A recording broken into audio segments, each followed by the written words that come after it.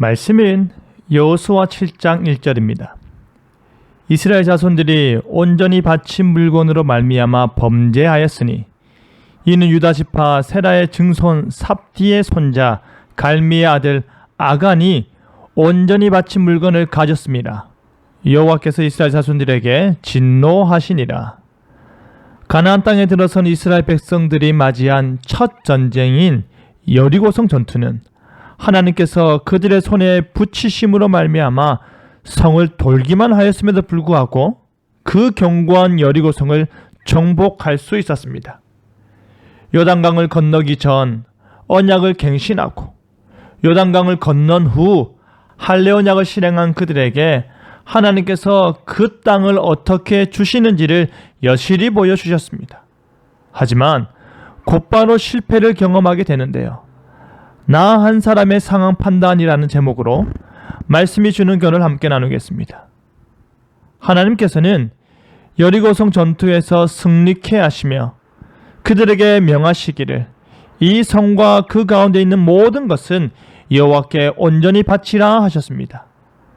하나님께 온전히 바치고 전리품으로서 그 어떠한 것도 취하지 말라고 하셨습니다. 오직 라합과 그의 가족들만 구별되어 생명을 보존케 하셨습니다. 그리고 여호수아가 맹세하여 말하기를 누구든지 일어나서 이 여리고성을 건축하는 자는 여호와 앞에서 저주를 받을 것이라. 그 기초를 쌓을 때에 그의 맏아들을 잃을 것이요 그 문을 세울 때에 그의 막내 아들을 잃으리라 하였습니다. 이 맹세는 어떻게 되었습니까? 훗날 아합이 반역하던 시기에 베델 사람 히엘이 여리고를 건축하다가 맏아들과 막내 아들을 잃게 되는 저주로 실현되었는데요. 하나님께서 그 땅을 어떻게 정복하였는지, 하나님께서 그 땅이 얼마나 완악하였는지를 이스라엘 대대에 보여주는 증거였음에도 불구하고 그들이 그 말씀을 경홀히 여겼던 것입니다. 여리고성 다음 전투는 아이성이었습니다. 아이성은 그 성의 크기로 볼 때에 여리고성보다 훨씬 쉽게 정복할 수 있는 성이었습니다.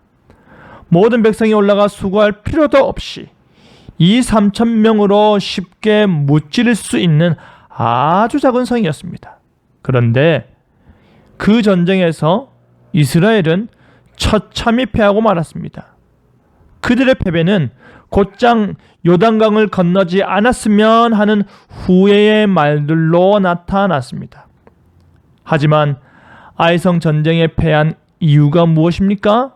여리고성을 무찌른 이스라엘은 이 3,000명만 올라가도 된다고 판단할 정도로 사기가 드높았습니다.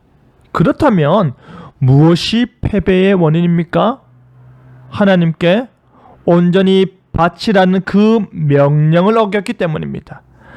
아간이 하나님께 바쳐야 할 물건을 스스로 취하였고 그것에 대해 하나님께서 진노하신 것입니다. 여리고성 전투의 승리가 가지는 의미는 하나님의 승리하심입니다. 하나님의 약속 성취입니다. 하나님의 첫 열매입니다. 그런데 그것을 기념하고자 했던 하나님의 마음을 무시하고 하나님의 명령에 불순종했던 것입니다. 아이성 전투에서 패배하여 온 백성이 우는 동안에도 그들은 왜 하나님께서 패배케 하셨는지 알지 못하였습니다.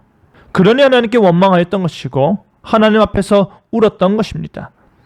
하지만 모든 것을 감찰하시는 하나님께서는 아간의 죄악을 보고 계셨고 그 죄악을 드러내사 이스라엘 가운데 심판하셨습니다.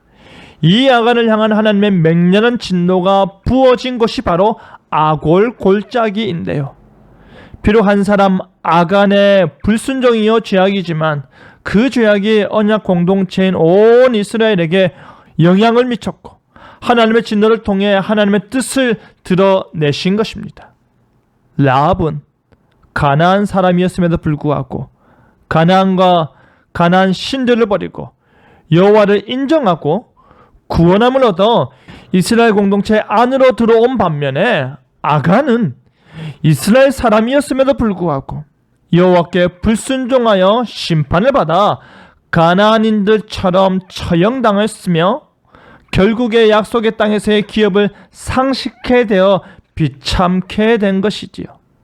사랑하는 성도 여러분, 아간은 오직 하나님의 말씀의 원리로 우리의 삶이 이루어져야 함에도 불구하고 그 말씀의 원리 대신에 자신의 가치 판단 원리로 자신의 삶을 이루려다가 오히려 더 크고 좋은 하나님 나라의 유업을 받지 못하였습니다. 아간의 결국이 우리에게 주는 교훈에 집중하길 바랍니다. 한 사람의 죄악이 하나님의 언약 공동체에 얼마나 심각한 악영향을 주는지 잘 보길 바랍니다. 그리하여 몸된 교회의 지체인 우리는 한 사람의 언약 백성으로서 이 땅에서 하나님의 교회와 나라의 영광을 위해 신실하게 살고자 노력하는 저와 여러분 되기를 간절히 바랍니다. 아멘.